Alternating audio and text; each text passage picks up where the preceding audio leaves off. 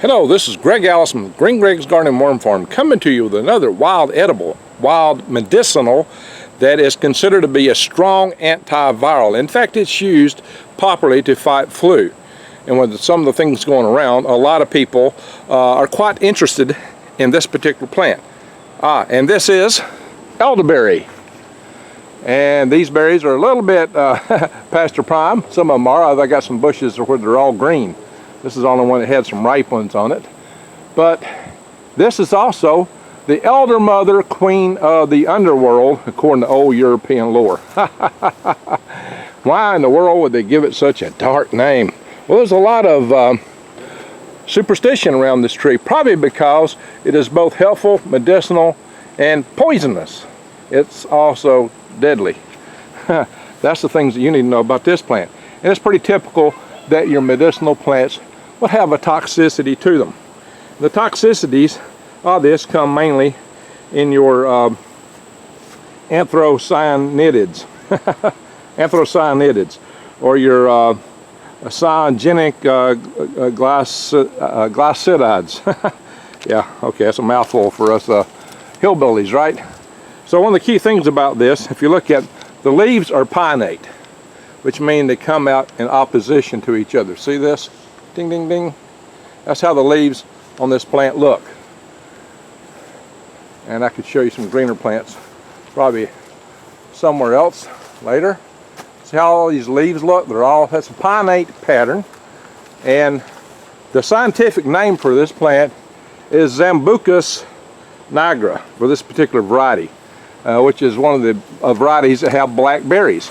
Now what you want to know is that you really only want to use the berries that are black or blue on these plants. There's about 7 varieties of this in North America alone. And toward the end, I will go through all these varieties, at least name them out, and I'm going to tell you more about this plant and how to use it. But first, I'd like for you to know, I'm always covering a lot of things about wild edibles and wild medicinals. I did a video recently on this stuff. This is wild lettuce. Makes a very powerful painkiller. It's kind of a wild opiate. And so check my video out on the wild lettuce. I've done videos on willow and many other similar topics. So I do a lot about things that you need to eat from the wild, about planting and growing your own food. This is my aquaponics greenhouse here. We'll have more videos on that in the future. Probably still got a lot of green in there. Oh, that's a 2-year-old tomato bush, by the way. But that's not the subject of this video. I won't go in there in a moment. That is not the subject of this video. What we're going to talk about are these elder plants. Respect your elders, right?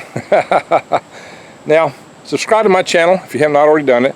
Bang the update notification bell and click all to get more videos on things that you can eat from the wild, how you can grow your own food, what you need to know about with what's happening in the world today. Keep your eyes wide open and head on a swivel. The proposition of my channel is to survive, thrive, and stay out of the hive. So I cover things going on in the world. I cover prepping.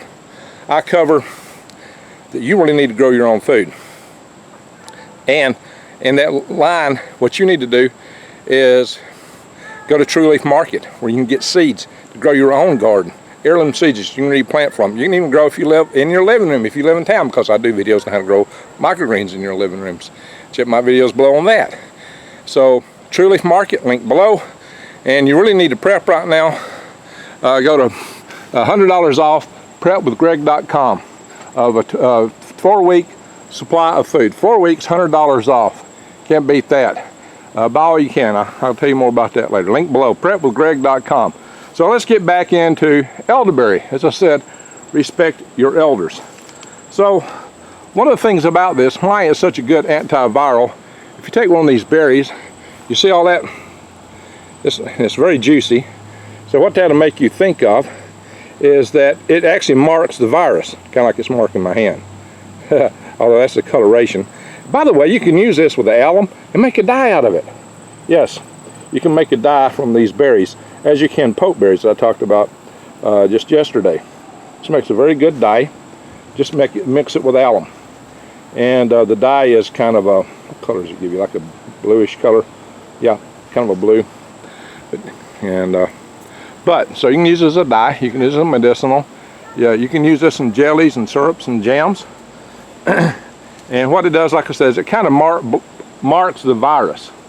so that your cells in your immune system can see it. Now these berries up here, I'm going to zoom in on them. They're a little better looking. There's some nice looking berries up there. I can't hardly reach this. Birds have been preying on this bush real heavily, and some of these berries have got a little too ripe. Kind of surprised me. I thought they were all just dropping the ripe to the period, and I've waited too long maybe to do this video. I got another bush though that are all green on them, so I don't want to do that bush yet. They do mature at different times, and sometimes a given bunch will actually have berries maturing at different times. So like I said, it will mark a virus where your immune system can see it and attack it. It also helps your cell, puts a coating on your cell to keep the virus from coming into your cell as easy. It kind of blocks the receptor sites that viruses bind to. That's kind of how that works. There's a nice bunch way up there. Yeah, these that are close by have been heavily preyed on with the birds. The birds love these. Things that are toxic to people are not always toxic to birds. Like I was talking earlier, here's some. There's a lot of green berries on this side here, and a lot of them that aren't quite ripe. So like I said, they do mature. The berries do at different times. That makes it a little bit of a challenge to harvest sometimes. Sometimes you get a nice clump where they're all ripe at once. Now, what else can I tell you about this? I can tell you that it's something of a hallucin type plant. The old lore of Europe, some of the superstitions was, don't go to sleep under an elder plant, because if you go to sleep under it down here, they believe that it can take your spirit. Yes, the queen mother of the underworld, that's their name for it in old Europe. They also say don't make a baby's crib out of elder wood. Well, it's not a ginormous wood, but I guess you could weave a crib out of it, but they, oh, I thought we could pear there. There it is. You could weave a crib out of that stuff, but they advise you against that. Now, really and truly, it's toxic. That's a good reason not to do that. But the name Zambucus comes from the hollow stems in the plant, because the hollow stems are also something that people would make pipes out of, musical flutes. And they call it Pan's pipes. Pan's pipes, think about that. I don't think I'd want to be playing a flute with a poison wood necessarily, putting it in my lips. I'd have to think hard about that. Maybe Pan is immortal, maybe don't bother Pan, at least according to the lore. Now, all that said, the wood is poison. The bark is poison.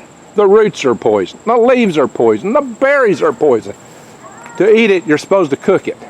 Supposing when you cook elderberry, it chemically changes the poison in the berries. Now, I would not say cook the bark, the roots, the leaves, or any of that. Just the berries. I'll show you how to gather the berries in just a moment. But those are all things you have to watch out for. And some people think that the elder name of it actually comes from Halder, which stands for fairies in some of the folk traditions. Now this plant is if you plant it, this is a wild one. If you plant, I have wild ones going on my place because birds spread these things. Now if you want to fertilize these things, they'll make them grow really good. They're nitrogen feeders. I have not fertilized this plant. It would probably make a lot better berries if I had them. They're heavy feeders on nitrogen. Organic sources of nitrogen include things like blood meal, organic waste. These things typically grow around organic waste disposal areas. That's one of the things that they favor. Compost. There's a lot of things like that that you can add that will help these things grow. They love that stuff. So what you need to know is that these things, you know, these bunches look kind of like bronchial aspects of your lung, right? I'll show you that a little better here in a minute.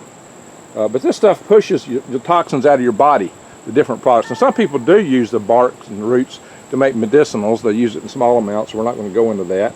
But this stuff, you know, makes you sweat, makes you pee, it moves your lymph, it can make you vomit, and acts as a laxative. Basically, it just moves everything out of your system. The syrup is an expectorant, you know, so a lot of people take strong advantage of that when they use this stuff. So what we need to know here is that there are ways to use these berries. Excuse me, I'm dropping stuff. I was going to get a thing here. The decoction is a typical way that the berries are processed. And basically, one of the best decoctions is to cook this stuff down. Use 6 to 7 parts of water per 1 part of elderberry. And then you cook it down till it's about 1 or 2 parts. And maybe add some 190, add some ginger, herbs, alcohol. That's typically what's added to it. and or syrup, honey to make it sweet. Maybe a little alcohol to preserve it. So people make a decoction with it. They cook it down and use it in that manner. Like I said, it's pans, pipes. This stuff is usually referred to. I'm trying to find I lost a plate here I was going to put this stuff into. So let's do it. I'll show you how to harvest this stuff. And I'll tell you about the varieties of it. Let me see. I dropped my fork down here in the weeds. Plate. So the cool thing about this, we're going to find a bunch of seeds to find. You know, these branches look thick. It breaks off real easy where the fruit comes out. See that? Ta-da! And if this was totally fruited up, this would look like your bronchial system's bronchial tubes. So those aren't the prettiest berries in the world. I think I got some prettier ones right here. And let's see if this whole thing will break off. That one's thick. That one's real thick. Kind of unusual. I have to cut that one. They usually break off real easy. Some of these are growing thicker.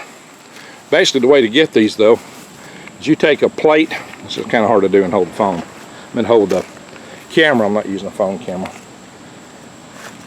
And what you would do is just take a fork and just fork through these. You really don't want the stems. You just want the berries. Now, you can use the dried berries. Dried berries are good, actually. A lot of people dry these berries. These dried berries are just fine. You can dry them all if they're starting to dry. And you can rehydrate them later. Now, if you get a little bit of stem in here, it's not bad, but you really don't want the stem because the stem is toxic and don't really buy you anything. So you just want to get the berries. If you get a little stem in here, I wouldn't be too concerned about it. But essentially, that was not a whole lot of stuff on that one. Pardon me. This video here we go. That's kind of how you do it. That was not a really good one to grab from. I'm tripping on the wild lettuce here. That one would be better. Maybe this one would be better yet. Some of these are pretty thick. Makes it a little harder to snap it off. See if this one will snap off. There we go. That's how they're supposed to do. Look at that. Sans a spider. It looks more like your bronchial tubes. If it was full of berries, it would look even more so. And just take them, take your fork and scrape through them like that. It's like I said, it's not so easy to do when I'm holding the camera. I'll try my best here.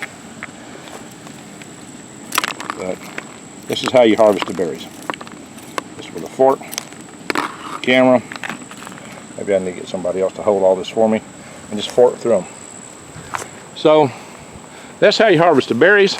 I'll tell you a little bit about some of the other varieties of this. What you have, like I said, this is Sambucus niagara. This is the blackberry version. In North America, you also have Sambucus candensis, which is blue.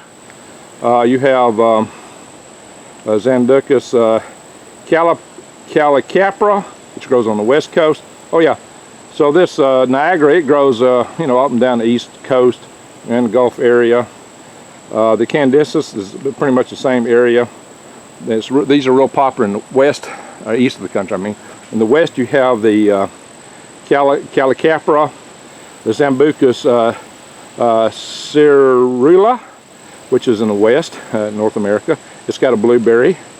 And the Sambucus melanocapra goes in the west. Sambucus velutina, which has a blueberry. Sambucus puben, which has red berry. And you have Sambucus racemosa, which has red berries. So the red berries you don't want, just the blue and the black. That's what you need to know. So anyway, I think I've said enough for today. I do have bushes that are just loaded with green berries right now. But I promised y'all a video on this, so I thought I'd go ahead and do it. Anyway, hope everybody enjoyed the video. Thank you for watching.